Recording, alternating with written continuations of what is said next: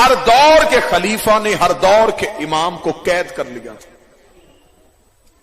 یہاں پہ میں ایک سوال کرنے لگا اور سوال کا میں پہلے سوال قائم کروں گا پھر اس کا جواب دوں گا. ہر دور کے خلیفہ نے ہر دور کے امام کو یا زہر سے شہید کیا یا تلوار سے شہید کیا یا امام کو قید میں محصور رکھا. سوال میرا امت مسلمہ سے یہ ہے، جب ہر دور کے امام نے خلیفہ سے حکومت مانگی نہیں، سوال پہلے سمجھیے گا پھر جواب سمجھ میں آئے گا. جب کسی بھی دور کے امام نے کسی بھی دور کے بادشاہ سے حکومت نہیں مانگی تو اس دور کے بادشاہ نے اس دور کے امام کو قید کیوں کیا؟ یا تو جھگڑا حکومت پہ ہوتا کہ امام حکومت مانگ رہے تھے اس لیے قید کر دیا، امام ہمارا سیاست نہیں چلنے دے رہے تھے اس لیے قید کر لیا. جب امام کہتے ہی کچھ نہیں تھے پھر قید کیوں کیا؟ اگر مجھے کوئی بندہ کہے کہ پوری تاریخ کا یوں نچوڑ نکال کے ایک قطرہ گرا اور پوری حقیقت سمجھ میں آ جائے تو میں پھر وہ پوری حقیقت پڑھنے لگا ہوں. یہ امام کو قید نہیں کرتے تھے، کردار محمد کو لوگوں کی نظروں سے اوچھل کرتے تھے. جو بولا ہے اس نے احسان کیا ہے، جس نے مشکل بات پہ داد دی ہے اس نے احسان. یہ امام کو قید نہیں کرتے تھے، کردار محمد کو لوگوں کی نظروں سے چھپا لیتے تھے. انہیں پتا تھا کہ اگر یہ چراغ جلتا رہا ہمارے چہرے پہچانے جائیں گے، لہذا بہتر ہے کہ اسے قید کرے. لیکن فضیلت پھر اسے ہی کہتے ہیں کہ فضائل زندان کی دیواریں پھاڑ کے باہر نکل آئے. پھر فضیلتیں ایسے ظاہر ہوئی کہ ہر دور کے امام نے ہر دور کی حکومت کو گھٹنے ٹیکنے میں مجبور کر دیا. اس میرے امام کے دور میں ایک تبدیلی آئی. وہ تبدیلی کیا تھی؟ بنی امیہ اور بنی عباس آپس میں حکومت کے لیے لڑ رہے تھے. امام کو مذہب پھیلانے کا موقع مل گیا. بچوں کے لیے بات کرنے لگا. امام نے مدینے کی مسجد کو یونیورسٹی کا درجہ دے دیا. امام نے کہا اعلان کرواؤ جو پڑھنا چاہتا ہے آ جائے. امام سے پہلے لوگ علم کے لیے ترسے ہوئے تھے. امام نے فرمایا جو پڑھنا چاہے. موضوع پسند ہے یا نہیں؟ امام نے فرمایا جو پڑھنا چاہے وہ آئے. اور امام نے دوسری تبدیلی کیا کی. امام نے فرمایا اعلان کروا دو جو پڑھنا چاہے ہم پڑھائیں گے، کلمہ بھی شرط نہیں. یہ بھی ضروری نہیں کہ تم مسلمان ہو پھر پڑھو، نہیں. عیسائی ہو عیسائی رہو، یہودی ہو یہودی رہو، علم حاصل کرو. ایک صحابی نے امام سے سوال کیا مولا جب انہیں پڑھانا ہی ہے تو پہلے انہیں کلمہ کیوں نہیں پڑھاتے؟ کتنا خوبصورت جواب دیا میرے مولا نے. امام نے فرمایا ہمیں انہیں کلمہ پڑھنے کی ضرورت اس لیے نہیں، لوگ جیسے جیسے علم کے قریب آئیں گے ویسے ویسے اہل بیت کے قریب آئیں گے. جاہل کی سمجھ میں علی کی ولایت نہیں آتی، جاہل کی سمجھ میں آل محمد کا مذہب نہیں آتا. یہی وجہ ہے کہ جو پڑھنا شروع کر دیتا ہے وہ شیعہ ہو جاتا ہے. آپ تبدیلیاں دیکھیں. آپ مولانا طارق جمیل کے بیانات سنیں، آپ انجینئر محمد علی مرزا کے بیان سنیں، آپ مولانا اسحاق کے خطابات سنیں. جیسے جیسے کوئی کتاب پڑھنی شروع کر دے گا ویسے ویسے وہ شیعت کو ماننا شروع کر دے. امام نے کہا کلمہ پڑھوانے کی ضرورت ہی نہیں، کلمہ نہ پڑھاؤ علم پڑھاؤ. اعلان ہو گیا کہ جو پڑھنا چاہے وہ آئے. دنیا علم کی ترسی ہوئی تھی، لوگ پڑھنا چاہتے تھے. جب پتا چل گیا کہ امام نے پڑھانا شروع کر دیا ہے لوگوں کا رش ہو گیا. جو ہی رش ہوا دربار میں خبر پہنچ گئی کہ امام نے تو پڑھانا شروع کر دیا. انہوں نے کہا اگر امام نے پڑھانا شروع کر دیا ہے تو ہم امام کے مقابلے پہ حکمت عملی تبدیل کرتے. کیا حکمت عملی تبدیل کریں گے؟ انہوں نے کہا ہم اعلان کروا دیں گے جو دربار سے سوال پوچھنے کے لیے آئے گا ہم اسے واپسی پہ 1 درہم دیں گے. حاکم کے منادیوں نے منادی کروا دی کہ جو دربار سے سوال پوچھنے کے لیے آئے گا اسے سوال کا جواب بھی دیا جائے گا، واپسی پہ 1 درہم بھی دیا جائے گا۔ امام کے نوکر حشام نے جا کے مولا سے کہا، مولا انہوں نے اعلان کروا دیا ہے جو دربار سے پوچھے گا وہ جواب بھی لے کے جائے گا، 1 درہم بھی لے کے جائے گا۔ امام نے کہا اسی چوک میں جا کے تو میری طرف سے اعلان کروا دے کہ جعفر صادق کہتا ہے جو ہم سے سوال پوچھنے کے لیے آئے گا وہ 1 درہم جمع کروا کے جائے گا۔ اس نے کہا مولا وہاں مل رہے ہیں، یہاں دے گا کون؟ امام نے کہا تو ایک فیملی تو دیکھنا۔ اگلے دن منظر ہی تبدیل ہو گیا، لوگ دربار میں جاتے، سوال پوچھتے، درہم لیتے، سیدھے امام کی بارگاہ میں آتے، جمع کروا کے دے۔ اب تو بتا سچ کیا ہے؟ اب تو بتا۔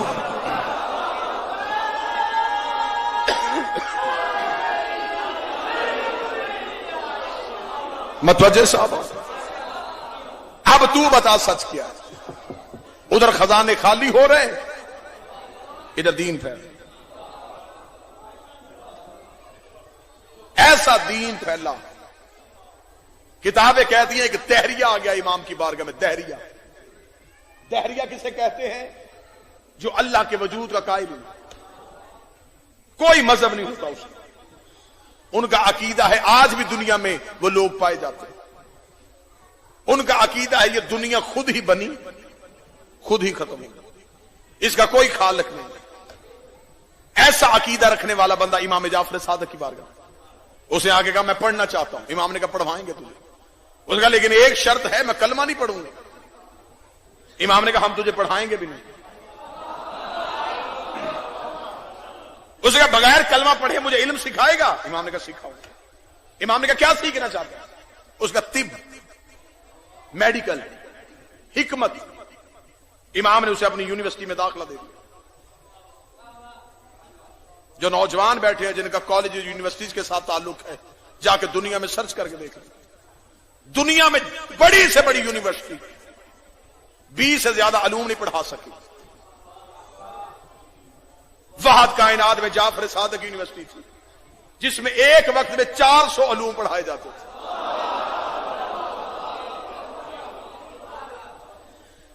جو سکول کالجز جاتے ہیں وہ اس بات کی گواہی دیں گے، ہر سبجیکٹ کا ٹیچر علیحدہ ہوتا ہے۔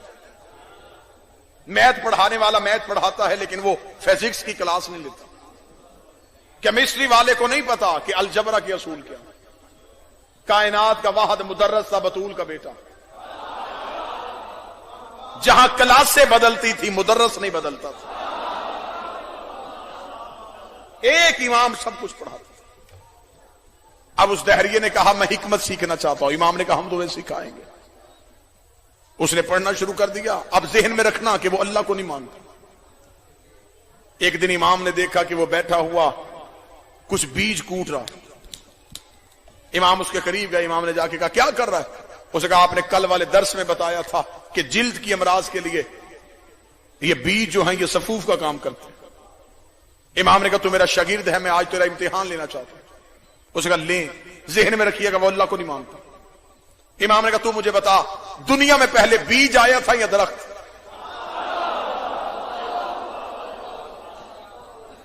دنیا میں پہلے بیج آیا تھا یا درخت؟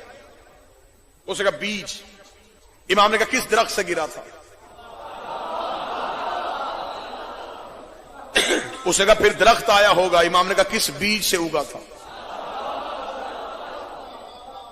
وہ تھوڑے لمحے کے لیے پریشان ہوا، پریشان ہونے کے بعد کہنے لگا پھر آپ کے دیے ہوئے علم کے مطابق میں تو اسی نتیجے میں پہنچا ہوں، زمین کے اندر کچھ ایسے مادے رہتے ہیں جو نظر نہیں آتے اور ایک وقت میں وہ ایک دوسرے کے ساتھ اکٹھے ہو کے ایک بیج کی صورت اختیار کر لیتے ہیں۔ امام نے کہا سچ بتا ان نان نظر آنے والے مادوں کو اکٹھا کون کرتا ہے؟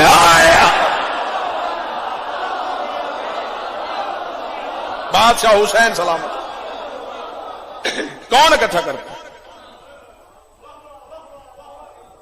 اس نے کہا کوئی طاقت ہے جو اکٹھا کرتی ہے۔ امام نے کہا اگر وہ نظر نہیں آ رہا ہے، وہ بھی نظر نہیں آ رہا، اس نے قدموں میں بیٹھ کے کہا اب کلمہ پڑھوا، اب میں نے دیکھ لیا ہے کہ اللہ ہے۔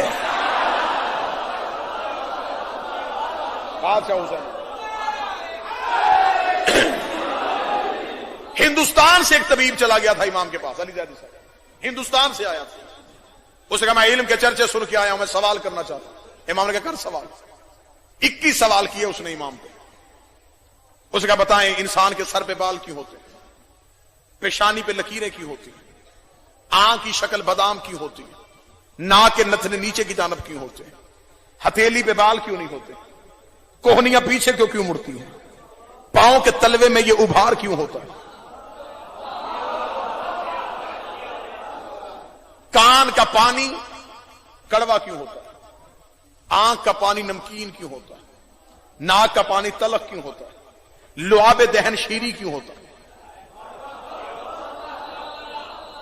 2019 ہے، دنیا نے چاند کے سینے پہ قدم رکھ لیا، جاؤ کسی بڑے سے بڑے سائنسدان سے یہ سوال پوچھو، وہ نہیں بتائے گا۔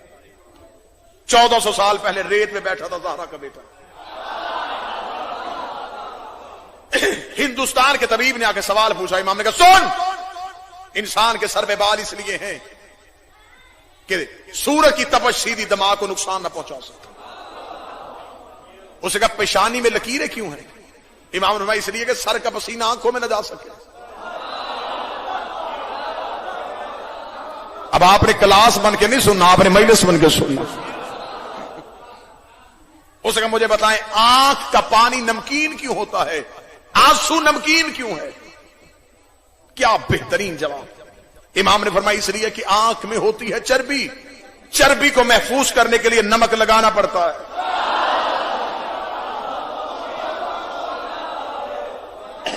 اگر یہ پانی نمکین نہ ہوتا تو یہ چربی پگھل جاتی۔ اس نے کہا کان کا پانی تلخ کیوں ہوتا ہے؟ امام نے کہا کان کا پانی کڑوا نہ ہوتا تو انسان کے سوتے ہوئے کیڑے کان کے اندر چلے جاتے۔ اس نے کہا مولا نتنے نیچے کی جانب کیوں ہوتے ہیں؟ فرمایا اس لیے کہ انسان سانس کھینچ کے دماغ کو دیتا۔ اس نے کہا ہاتھ کی ہتھیلی پہ بال کیوں نہیں ہوتے؟ فرمایا اس لیے کہ چھو کے کسی چیز کو محسوس کر سکے۔ اس نے کہا کوہنی پیچھے کو کیوں مڑتی ہے؟ فرمایا اس لیے کہ انسان آگے کو چلتا ہے۔ اس نے فرمایا پاؤں پہ ابھار کیوں ہوتا ہے؟ فرمایا انسان اپنے بدن کا وزن اٹھا سکے۔ یہ تو میں نے چن چن کے سوال بتائے۔ 21 سوال جب اس نے کر لیے، 21 سوال کرنے کے بعد ہندوستان کا طبیب امام کا چہرہ ایسے کا ایسے ہی دیکھتا رہ گیا۔ امام نے کہا تو نے سوال کر دیے، میں نے جواب دے دیا، اب بتا کیا پوچھنا چاہتا ہے؟ اس نے قدموں میں گر کے بتا کے لگا سچ بتا زہرا کا بیٹا، جو تو نے بتایا ہے یہ عالم نہیں بتاتے، خالق بتاتے ہیں۔ یہ چیزیں عالم نہیں بتاتے۔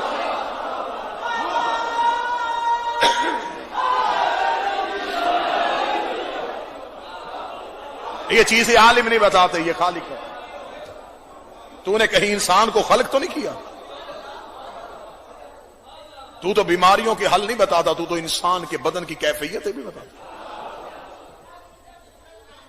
ایک ریسرچ سکالر نے تحقیق کی تھی، تحقیق اس پہ کی تھی چیونٹی پہ، چیونٹی کیڑی، اس پہ تحقیق کی۔ کتنے سال؟ 60 سال۔ وہ دنیا کے ہر کونے پہ گیا، ریگستانی علاقوں میں کیسی ہوتی ہے، میدانی علاقوں میں کیسی ہوتی ہے، آبی علاقوں میں کیسی ہوتی ہے، ان کی رنگتیں کیسی ہوتی ہیں، بھورے رنگ کی رنگت کون سی ہے، کالے رنگ کی چیونٹی کون سی ہوتی ہے، کھاتی کیا ہے، کتنی دیر زندہ رہ سکتی ہیں۔ 60 سال تحریک، 60 سال کی ریسرچ چیونٹی پہ۔ اتنی موٹی کتاب لکھ دی 60 سال کے بعد، دی آنٹ، چیونٹی۔ کتاب مارکیٹ میں آئی، تہلکہ مچ گیا۔ چیونٹی پہ 60 سال، اتنی لمبی تحقیق۔ لوگوں کے خط آنے شروع ہو گئے، کیا کہنے تیری ریسرچ کے، بہت بڑی ریسرچ۔ نجف کے طالب علم نے اسے ایک خط بھیجا، اس میں مولا علی کا وہ خطبہ تھا جو علی نے چیونٹی پہ دیا تھا۔ اب اگر نوجوان ہاتھ اٹھا سکو تو میں جملہ پڑھوں۔ اس ریسرچ سکالر نے علی کا وہ خطبہ پڑھا، وہ اپنا سر پکڑ کے بیٹھ گیا۔ اس نے کہا میں نے زندگی کے اتنے سال ضائع کر دیے، کاش مجھے کوئی یہ خطبہ پہلے دے دیتا۔ میں نے تو یہ پتا کیا تھا کہ چیونٹی کی نسلیں کتنی ہیں، علی تو یہ بھی بتا گیا کہ چیونٹی کے بدن میں رگیں کتنے ہیں۔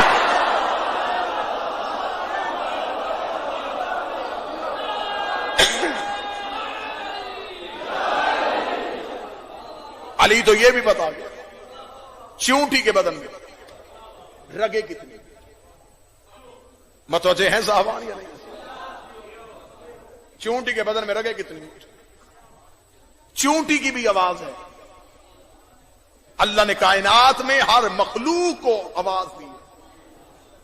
چونٹی کی آواز ہے.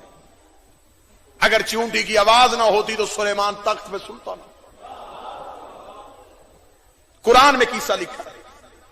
سلیمان نبی نے تخت ہوا میں اڑ رہا تھا, چونٹی زمین پہ بولی, جنات سے کہا میرا تخت اتارو. چونٹیوں میں سے اسی چونٹی کو اٹھایا جو بولی. اسے کہتے ہیں حجت کی طاقت, جسے دن کو نہ پتا چلے کہ اونٹ ہے کہ اونٹنی ہے.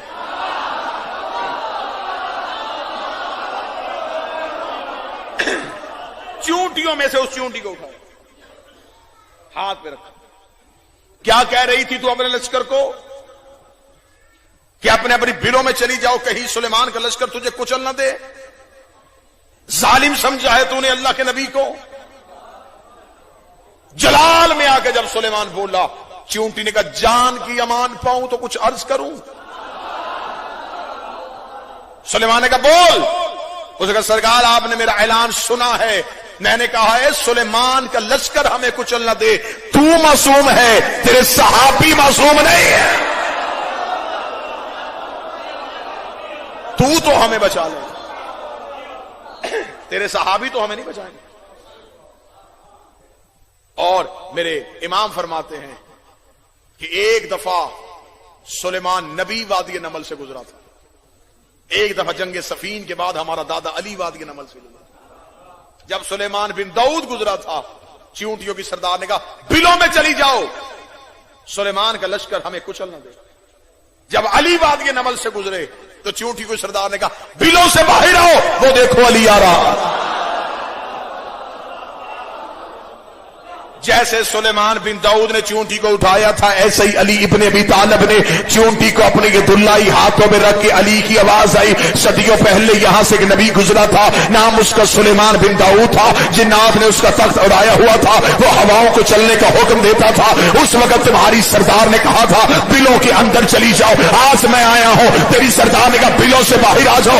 اس نے علی کے ہاتھ چوم کے کہا وہ سلیمان نبی تھا, اس کا چہرہ دیکھنا عبادت نہیں, تیرا چہرہ دیکھنا عبادت.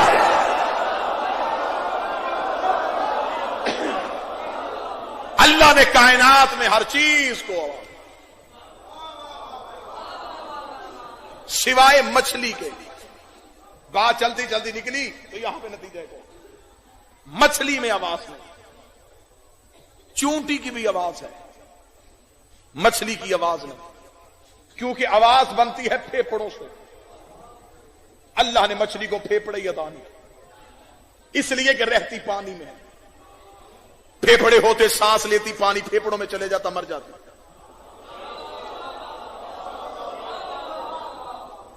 میں سائنس کی کلاس نہیں لے رہا, میں مجلس پڑھ رہا. مچھلی میں آواز نہیں. درود سارے حضرات مل کے بلند آواز سے پڑھیے. بسم اللہ سب. واجب الاحترام, قابل احترام جناب غلام عباس بلوچ, مصائب کی دنیا کا ایک نیا ابھرتا ہوا نام.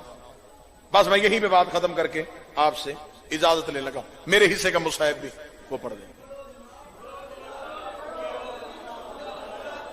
تسی بھی کچھ کرو.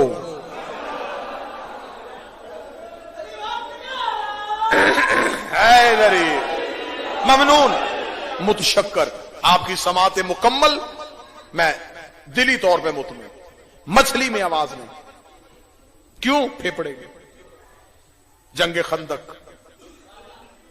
عمر بن عبدود کو گرایا, علی سینے پہ. علی نے اس کے ہاتھ سے نیزہ کھینچا, نیزہ کھینچ کے علی نے نیزہ ہوا میں اڑا. اڑتا ہوا نیزہ عمر نے دیکھا. اس نے کہا اے علی, کاش نیزے کو دیکھ لیتا,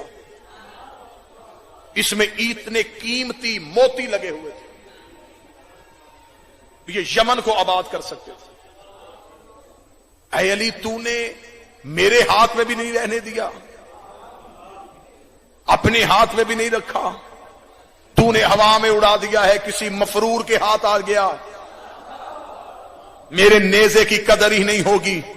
کتابیں کہتے ہیں سینے پہ علی کا پاؤں تھا، علی نے اس کی آنکھوں پہ ہاتھ پھیر کے کہا اب دیکھ کیا ہے؟ اس نے کہا دریائے دجلہ ہے، ایک مچھلی کا بچہ ہے جو مچھلی میں لہروں کو کاٹتا ہوا لہروں میں بہتا ہوا آ رہا ہے، ایک مگرمچھ اس کے پیچھے منہ کھولے ہوئے جا رہا تھا۔